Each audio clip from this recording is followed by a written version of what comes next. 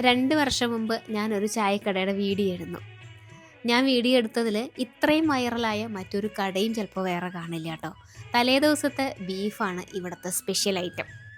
തലേദിവസം ബീഫ് കറിയായിട്ട് വെച്ച് വെക്കും, പിറ്റേന്ന് രാവിലെ ഇതിങ്ങനെ വരട്ടിയെടുക്കും. ഇവിടെ ബീഫ് കറിയായിട്ട് ആർക്കും കൊടുക്കില്ല കേട്ടോ. ഈ വരട്ടിയെടുത്ത ബീഫ് മാത്രമാണ് ഇവിടെ കിട്ടണത്. 4 കിലോ ബീഫിലാണ് തുടക്കം. ഇന്ന് 20 കിലോ വരെയൊക്കെ വിൽക്കുന്നുണ്ട്.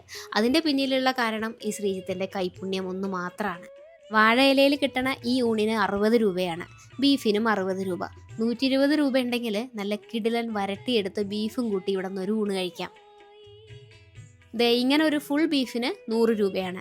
ഊണ് മാത്രമല്ല, ഈ വരട്ടിയെടുത്ത ബീഫ് വെച്ചുള്ള ബിരിയാണിയും ഇവിടെ വന്നാൽ കിട്ടും കേട്ടോ.